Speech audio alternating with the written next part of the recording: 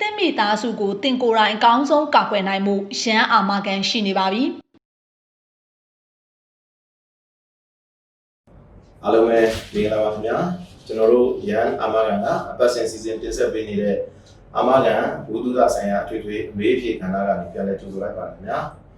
ဟုတ်ကဲ့ဒီတစ်ပတ်မှာလည်းမိကုံးလေးတွေမေးထားတဲ့တဲကအရင်ဘက်တွေအတိုင်းပဲကျွန်တော်မိကုံး၅ခုဖြည့်ပေးဖို့စီစဉ်ထားပါတယ်ပထမဆုံးမေးထားတဲ့မိကုံးလေးကကျွန်တော်တို့ငွေသားလုံခြုံမှုအာမခံဆိုတာဘယ်လိုအမျိုးအစားဖြစ်ပါသလဲတဲ့အာမခံဘယ်လိုထားရသလဲရှင်တဲ့စာရွက်စာတမ်းမရှိတဲ့ချိန်ခွေပြဿနာတွေကိုဖြေရှင်းပေးနိုင်ပါသလားရှင်တဲ့ဟုတ်ဒီမေကုံးလေးကိုဖြေရမယ်ဆိုရင်ပထမဆုံးငွေသားလုံခြုံမှုအာမခံဆိုတာဘယ်လိုအမျိုးအစားဖြစ်တယ်လဲဆိုရင်ကျွန်တော်တို့ cash and save လို့ခေါ်ပါတယ်အဲ့တော့ဒီအာမခံရဲ့ရည်ရွယ်ချက်ကတော့ကျွန်တော်တို့ဒီဘဏ်တွေတော့ဒီကျွန်တော်တို့ကုမ္ပဏီတွေမှာငွေတွေကိုကျွန်တော်တို့ save out တင်နဲ့တင်ထားရတဲ့အခါမှာကျွန်တော်တို့ဒီတင်ထားတဲ့အခါမှာပေါက်ဖင်းခိုးယူခံရတာခိုးယူပျောက်ဆုံးခံရတာဒီလိုဖြစ်တဲ့အချိန်မှာကိုယ့်ရဲ့ဒီတင်စီးထားတဲ့ငွေတွေပျောက်ဆုံးမှုကိုအကာအကွယ်ပေးတဲ့အာမခံအမျိုးအစားဖြစ်ပါတယ်ဒီအာမခံကိုကျွန်တော်တို့ထားမယ်ဆိုရင်တော့လွယ်ပါတယ်ကျွန်တော်တို့ကုမ္ပဏီကို hotline ကဖြစ်စေကျွန်တော်တို့ဒီ chatbot ကဖြစ်စေဖုန်းနံပါတ်လေးနဲ့ဆက်သွယ်လာတာနဲ့ကျွန်တော်တို့ရှိကအခမဲ့ထုတ်ဝေပေးတဲ့ proposal လို့ခေါ်တဲ့အာမခံအဆိုလွှာလေးဖြည့်ရပါတယ်ဖြည့်ရတဲ့အခါမှာကျွန်တော်တို့ကဒီအဆိုလွှာကိုကြည့်ပြီးတော့ကျွန်တော်တို့မျက်မြင်စစ်ဆေးရပါမယ်ဆိုပါစို့ကျွန်တော်တို့ဒီငွေလေးသိမ်းဆည်းမဲ့အဆောက်အဦရဲ့ဒီနေရာအချက်ချာကြမှုအဆောက်ခိုင်မာမှုပြီးရင်ကျွန်တော်တို့ဒီဘော်ကန်းပေါ့နော်ငွေလိုက်ခန်းနဲ့ထားသလားအဲ့ဒီငွေလိုက်ခန်းရဲ့အကျယ်ဝန်းသူ့မှာတုံးလာတဲ့ကျွန်တော်တို့ဒီခိုင်ခန့်မှုပြီးလို့ရှိရင်လုံခြုံရေ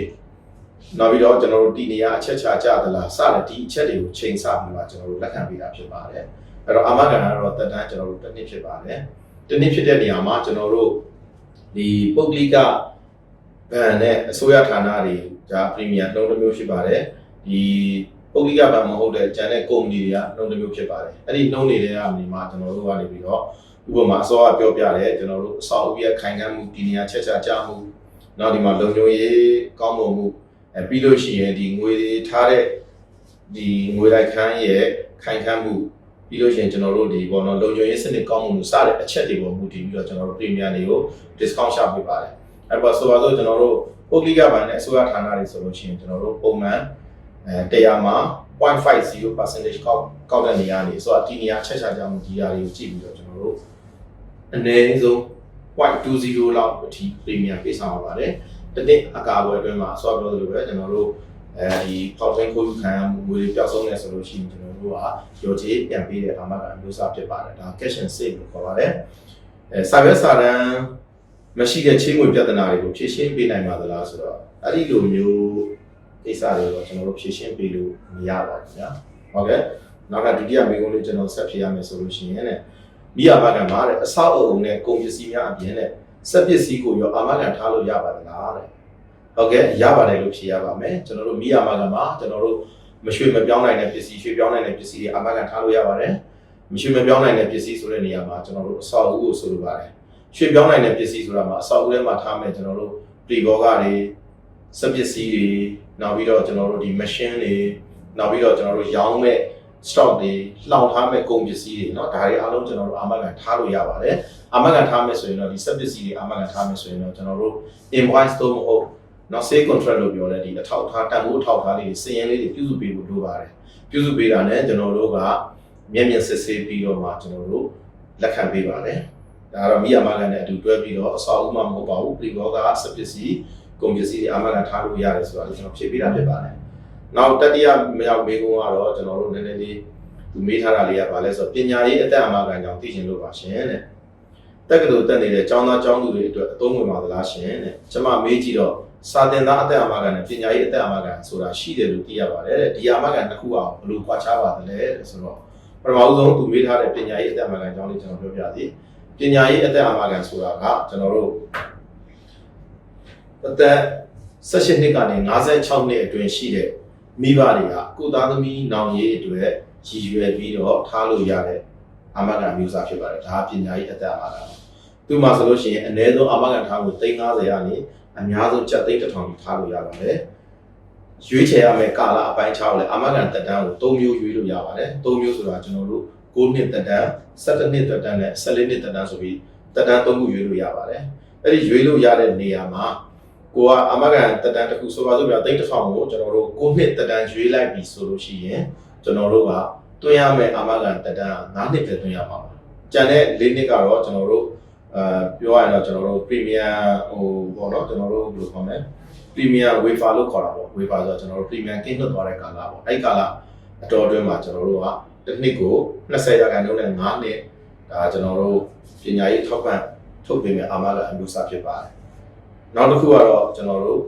student life လို့ခေါ်တဲ့စာသင်သားအသက်အာမခံစာသင်သားအသက်အာမခံကကြတော့ကျွန်တော်တို့ဒီအစွမ်းပညာရေးအသက်အာမခံနဲ့မတူတဲ့ထူးခြားချက်တွေရှိပါတယ်သူကဘာလဲဆိုလို့ရှိရင်အာမခံထားသူကအစောပညာရေးအာမခံပါအာမခံထားသူကကျွန်တော်တို့ကမိဘဖြစ်ပါတယ်အခုဒီနေရာမှာလည်းကျွန်တော်တို့ကဒီ student life မှာကျတော့အာမခံထားသူကကလေးကျွန်တော်တို့ကျောင်းနေမဲ့ကလေးနော်အဲ့တော့ကျောင်းနေမဲ့ကလေးအာမခံဝယ်ပေးသူကမိဘအဲ့ဒီလိုဖြစ်သွားတယ်အဲ့ဒီနေရာမှာကျွန်တော်တို့ကအာမခံထားတဲ့ကလေးရဲ့အသက်အရွယ်ရောအာမခံဝယ်ပေးမယ်ကျွန်တော်တို့ဒီမိဘရဲ့အသက်ပေါ့နှစ်ခုလုံးကိုကျွန်တော်ကြည့်ပါတယ်အဲ့တော့အာမခံဝယ်ပေးမယ်မိဘကအသက်18နှစ်ကနေ55နှစ်အတွင်းကျန်းမာရေးကောင်းတဲ့သူတွေထားလို့ရမယ်ဝယ်ပေးမယ်အာမခံထားသူကလေးကတော့အနည်းဆုံးကျွန်တော်တို့ရက်30သားပေါ့တလသားကနေအကြီးဆုံး12နှစ်အထိပဲထားလို့ရတယ်12နှစ်ကျော်ရင်လည်းသူ့ထားပေးလို့မရဆိုလိုတာကျွန်တော်တို့အာမခံတက်တန်းတစ်ခုနဲ့ဆိုတော့12နှစ်ရှိတဲ့ကလေးတန်းတစ်ခုကိုရွေးမယ်ဆိုရင်ကျွန်တော်18နှစ်ပြည့်လို့တက်ကလေးတက်တဲ့အချိန်မှာကွက်တီထုတ်ပြီးလို့ရအောင်လုပ်တဲ့စာသင်တာအသက်အာမခံအဲ့တော့အစောပညာရေးအသက်အာမခံနေနဲ့နည်းနည်းလေးကွာပါတယ်ဒီမေကွန်းထဲမှာလည်းမေးထားတဲ့အတွက်ကျွန်တော်ဒီနေ့ခုကို compare လုပ်ပြပါမယ်အဲ့တော့ student life မှာကကြတော့ကျွန်တော်တို့အာမခံထားငွေ10သိန်းကနေအများဆုံး3000ဆိုတော့ကျွန်တော်တို့အများဆုံးထားလို့ရတဲ့အာမခံထားငွေမှာတော့အတူတူပါပ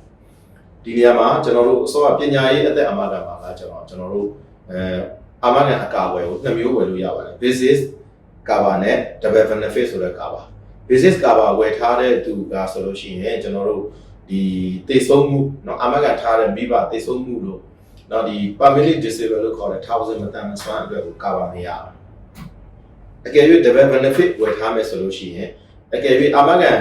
ံထားတဲ့မိဘသေသွားလို့ရှိရင်လည်း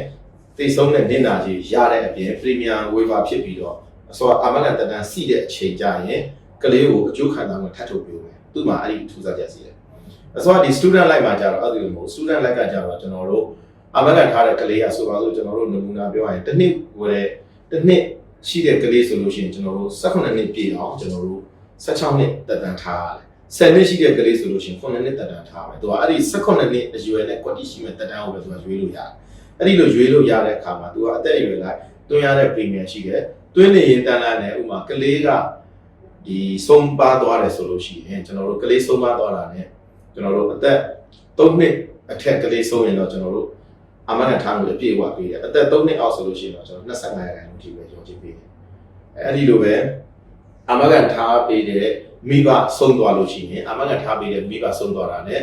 ကျွန်တော်တို့က premium waiver ပေါ့နော်ကင်းလွတ်ခွင့်ရပြီးတော့ဒီကလေးရဲ့နောင်ရေးပေါ်တက်ကတူရောက်တဲ့အချိန်မှာကျွန်တော်တို့က18နှစ်ပြည့်တဲ့အချိန်မှာကျွန်တော်တို့တစ်နှစ်ကို25ရာခိုင်နှုန်းနဲ့4နှစ်တိတိကျွန်တော်တို့ကအမှန်ကန်ထားတဲ့ငွေကိုကျွန်တော်တို့ပြန်ပေးမှာဖြစ်ပါတယ်။ဒါကတော့ကျွန်တော်တို့ပညာရေးအသက်အမှန်ကန်နဲ့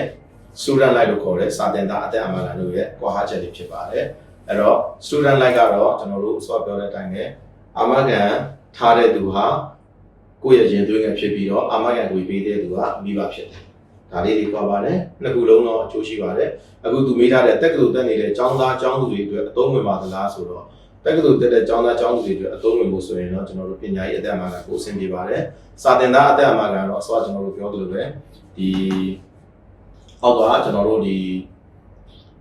ကိုယ့်ရဲ့ရင်သွေးငယ်တွေတက္ကသိုလ်ရောက်တဲ့အချိန်မှာကွက်တိထားပေးတဲ့အာမခံအမျိုးအစားဖြစ်ပါတယ်ဒါကတော့ကျွန်တော်တို့ဟိုပေါ့နော်ကျွန်တော်နောက်ထပ်မေးခွန်းလေးတစ်ခုထပ်ဖြည့်ပေးပါမယ်နောက်ထပ်မေးခွန်းလေးကတော့စတုတ်ထမြောက်မေးခွန်းလေးကတော့ပြည်ပရောက်မြန်မာနိုင်ငံသားများအနေနဲ့တဲ့ပြည်တွင်းမှာအာမခံထားသွားနိုင်မလားရှင်တဲ့အကျိုးအပြစ်တွေရှိပါသလားသိချင်ပါတယ်ရှင်တဲ့ဆိုတော့ကျွန်တော်တို့ပြည်ပကိုသွားမယ့်နိုင်ငံသားတွေအားလုံးကတချို့နိုင်ငံတွေမှာအာမခံမပါရင်သူတို့လက်မခံပါဘူးဒါတစ်ချိန်လုံးဆိုလို့ရှိရင်ဒါကျွန်တော်အိန္ဒိယနိုင်ငံတွေမှာဗီဇာပါမသွားတဲ့အခါမှာဗီဇာတင်တဲ့အချိန်မှာအာမခံအကာအကွယ်တစ်ခုဝယ်သွားပါတယ်အဲ့တော့ဝယ်သွားလို့ရတဲ့အာမခံကတော့ များသောအားဖြင့်တော့နှစ်ခုရှိပါတယ်တစ်ခုကတော့ health insurance လို့ခေါ်တယ်ကျန်းမာရေးအာမခံဝင်သွားရတယ်တချို့ကတော့ဒီပြည်တွင်းသွားတဲ့အခါမှာ travel insurance လို့ခေါ်တယ်ခီးသွားအာမခံဝင်ရပါတယ်အဲ့တော့အခုကျွန်တော်တို့လက်ရှိကျွန်တော်တို့ရန်ကရောင်းချပေးနေတဲ့ဒီဆိုပြောတဲ့ကျန်းမာရေးအာမခံပဲဖြစ်ဖြစ်ကျွန်တော်တို့ခီးသွားအာမခံပဲဖြစ်ဖြစ်ဝယ်သွားမယ်ဆိုလို့ရှိရင်နိုင်ငံခြားတိုင်းပြည်မှာတစုံတစ်ခုဖြစ်တယ်ဆိုရင်လည်းကျွန်တော်တို့ထောက်ပံ့ရမှာဖြစ်ပါတယ်ဒါကတော့ကျွန်တော်တို့ဝယ်လို့ရတယ်ဆိုတာလေကျွန်တော်တင်ပြပေးတာပါနောက်ဆုံးမေးထားတဲ့မေးခွန်းလေးကတော့ကျွန်တော်တို့အားကစားသမားများအတွက်တည်တံ့အာမခံရှိပါသလားတဲ့ဘယ်လိုအကာအကွယ်ပေးတာပါလဲခင်ဗျာတဲ့ဆိုတော့ဟုတ်ကဲ့ကျွန်တော်တို့အားကစားသမားတွေအတွက်တည်တံ့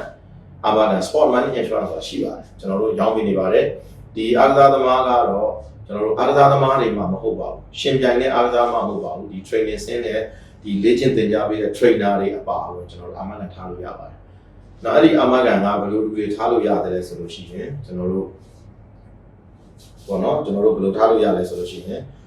အသက်10နှစ်ကနေမှအသက်60အတွင်းရှိတဲ့ကျန်းမာရေးကောင်းတဲ့အားကစားသမားဒီเนาะဒီရှင်ပြိုင်တဲ့သူတွေနောက်ပြီးတော့ဒီ trainer တွေအားလုံးဒီအကာအကွယ်ဝယ်လို့ရတယ်ရောင်းတဲ့နေရာမှာကျွန်တော်တို့က1 unit ကိုကျွန်တော်တို့က premium 9000ခံစားခွင့်အကျိုးခံစားခွင့်က10သိန်းပေါ့နော် premium 9000ပေးလိုက်တာနဲ့ဒီတစ်နှစ်သက်တမ်းအတွင်းမှာသူအကယ်၍ထိခိုက်ဒဏ်ရာရတယ်ဆိုရင်လည်းဒဏ်ရာရဲ့ရာခိုင်နှုန်းအကယ်၍တည်သွားတယ်ဆိုရင်လည်းကျွန်တော်တို့ဒီ unit ကို10သိန်းနဲ့ကျွန်တော်တို့ရောင်းချပေးတယ်အဲ့တော့လူတအူးကိုအများဆုံးကျွန်တော်တို့9 unit အများဆုံးဝယ်လို့ရတယ်9 unit ဆိုတော့ကျွန်တော်တို့ premium က1 unit ကို9000ဆိုတော့တစ်နှစ်လုံးစာမှာ2000ခွဲပဲကျပါတယ်2000ခွဲဆိုလို့ရှိရင်သူ့ရဲ့အကာအကွယ်ကပေးဆုံးမှုအကာအကွယ်ကအကယ်၍အားကစားရှင်ပြိုင်ရင်းနဲ့ကျွန်တော်တို့တချို့ရှိမှာပါเนาะအားကစားဘောလုံးကစားရင်းနဲ့တည်သွားတဲ့လူတွေရှိတယ်အဲ့လိုမျိုးဆိုရင်တော့ကျွန်တော်တို့ဒီ350ကျော်ကြီးရမှာဖြစ်ပါတယ်အကယ်၍ခြေတော်ကျိုးတယ်လို့ဒဏ်ရာဆိုလို့ရှိရင်တော့ဆိုတော့350ပေါ်မှာကျွန်တော်တို့ဒဏ်ရာရဲ့ရာခိုင်နှုန်းပေါ့เนาะဥပမာခြေတော်တစ်ဖက်ကျိုးတယ်ဆိုရင်ကျွန်တော်25ရာခိုင်နှုန်းဆိုလို့ရှိရင်တော့350ရဲ့25ရာခိုင်နှုန်းရမယ်အဲ့ဒီလိုလေးတွေပါနောက်တစ်ခုကအကယ်၍ပြည်တွင်းမှာအဲ့လိုထားရင်းနဲ့ overseas ကိုကျွန်တော်တို့ရှင်ပြန်ရမယ်သွားတော့မယ်ဆိုလို့ရှိရင်လည်းကျွန်တော်တို့အဲ့မှာအပူကြီးလေးထပ်ပါပါတယ်ဥပမာ9ရက်တပတ်ခီးဆိုလို့ရှိရင်ကျွန်တော် premium 900ပဲထပ်ဆောင်လိုက်ဒီဘက်မှာ cover ရနောက်ထပ်တစ်လခီးစီဆိုလို့ရှိရင်ကျွန်တော်ကြက်1000နဲ့ထပ်ဆောင်ပေးရတယ်အဲ့ဒါဆိုလို့ရှိရင်ကျွန်တော်ဒီဘက်မှာလည်းအကာအကွယ်ရတယ်အဲ့တော့ဒီအာမခံကအားကစားသမားတော်တော်များများလည်းထားကြပါတယ်တချို့ဒီပေါ့နော်ဂျူရိုတို့လက်ဝိတ်တို့ဒီခရာတေးတို့အစသဖြင့်ဒီလိုတိုက်ခိုက်ရတဲ့အားကစားသမားတွေလည်းကျွန်တော်တို့ရှိမှာအာမခံထားကြပါတယ်အဲ့ဒီလိုတိုက်ခိုက်ရတဲ့အားကစားသမားတွေဆိုလို့ရှိရင်တော့တာမန်ပေါ့နော်ဒီတိုင်ရင်ခိုင်ရင်းနဲ့နော်ရှင်ပြန်ရင်းနဲ့ပုံးပဲ့တာတာမန်ပုံးပဲ့တာတော့ရောကြီးမရပါဘူးကျန်တဲ့ဒီကျွန်တော်တို့ဘောလုံးကန်တာရေကူးတာတင်းနစ်ဆိုင်တာစသဖြင့်ပေါ့နော်အကုန်လုံးအာမခံထားကြပါတယ်ဒီအာမခံလည်းအထားများတဲ့အာမခံလေးဖြစ်ပါတယ်အားလုံးမေးတဲ့သူတွေအားလုံးလည်းကျေးဇူးတင်ပါတယ်အားလုံးလည်းကျမ်းမာကြပါစေနောက်တစ်ပတ်ဒီမှာလည်းကျွန်တော်တို့အခုလိုပေါ့နော်အာမခံဆိုင်ရာဘုဒ္ဓအမေးဖြေကဏ္ဍကဆက်လက်ပြီးတော့ဖြေကြားနေမှာဖြစ်တဲ့အတွက်ကျွန်တော်တို့ Yan Insurance page လေးကိုကျွန်တော်တို့ like လုပ်ထားပြီးတော့ Messenger မှာလည်းလာရောက်မေးမြန်းဖို့ကြိုဆိုရင်းနဲ့နှုတ်ခွန်းဆက်တာပါတယ်အားလုံးကျမ်းမာချမ်းသာကြပါစေခင်ဗျာ